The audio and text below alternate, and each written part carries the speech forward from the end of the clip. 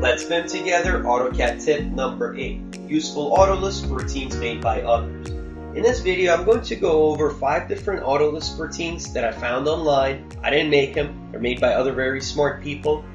These are very useful routines, and I actually have them automatically loaded into my AutoCAD every time I start. If you want to find out how to load an AutoLisp routine or have it automatically load to your AutoCAD, watch my AutoCAD tip number 4. I'll post the YouTube link in my description. I will also post a link download package in my Google Drive for my Google Drive of these 5 AutoLisp routines. Now again, I didn't make them and I did not modify any of the code, so if you actually click into it, the credit is here. It's whoever made it. They usually credit themselves. Some of these are hard to find because I think this guy's website is down now. As you see, it's a pretty old routine. He might have retired by now, but thank you to him. He made actually a lot of my favorite AutoLisp routines. Again, same thing. You got the hatch maker over here. You can find all the contact information. Get pattern by T-Square Graphics. Curves to Segmented Lines by Lee Mack. He's also very famous, and he has tons of AutoLisp routines on his website. I should probably make another tip video of just where to get good routines online. Except for this guy right here, the close all. I found this on the forum post. I don't have any credit as who made this. Some guy probably just pulled it out of a hat without zero effort. But I really like this command. It closes all the files.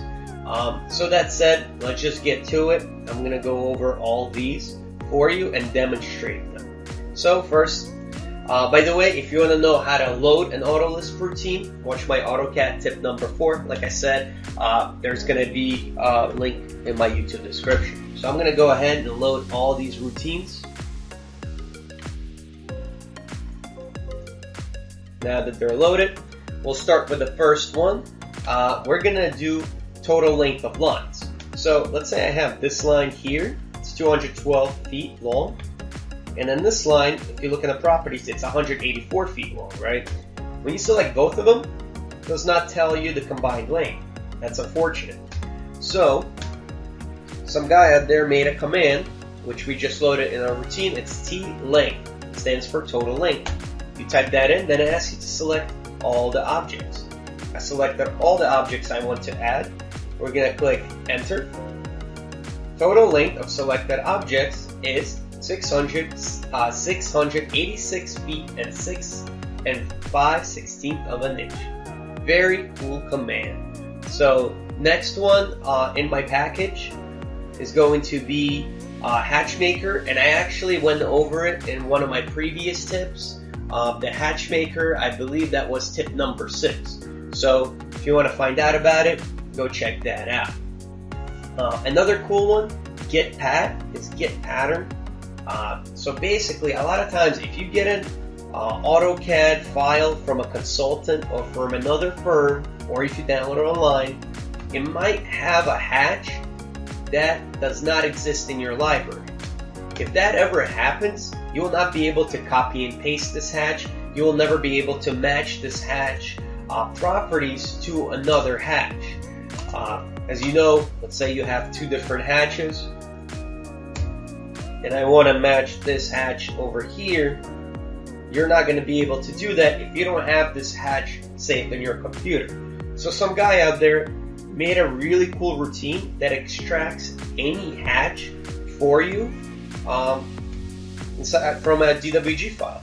All it is, the command is GETPAT, and then you just select this hatch, and now it tells you right here where it saved it. So ANSI 31 pattern definition, written to file, desktop demo CAD. So let's go check it out. Where's my CAD? And here is my pattern file, the hatch file that we just extracted.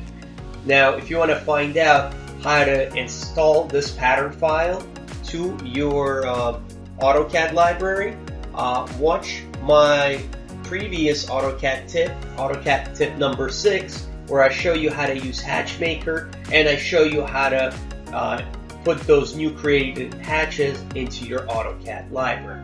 So let's move on to another command. It's going to be curves or circles to segments, right? So let's say I have this arc here and I want to create it to segments, equal segments. You just type SEGS, then select it, enter. It asks us for how many segments we want. Let's say we want 12.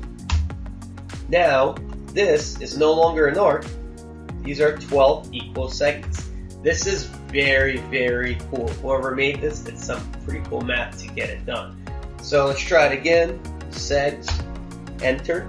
Let's select this, and then we're gonna hit enter. Let's say we want 3 segments.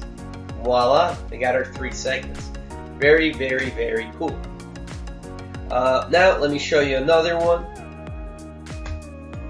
This one, I briefly showed it to you in one of my previous tips. The close all. Let's say I have a lot of drawings open. So I'm going to keep opening them up for you. Let's do that. And I'm going to make a little line in each one of them. So let's say copy. We did that.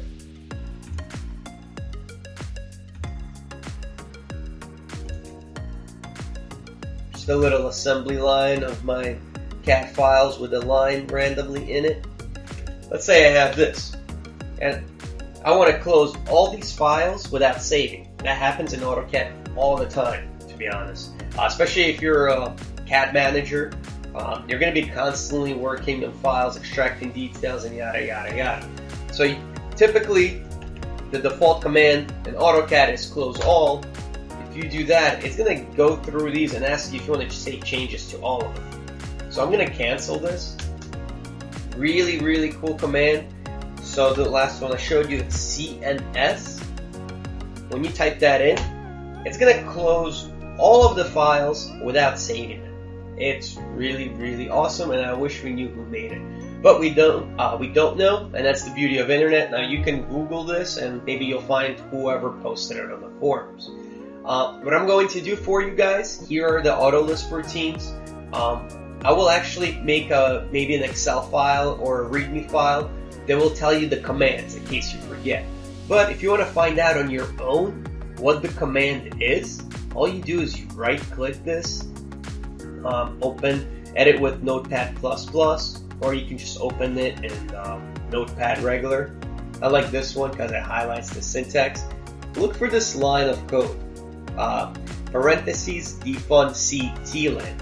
So whatever goes after C:TLEN, the TLEN is the command here. So let's close this one out and fire up the hatch maker.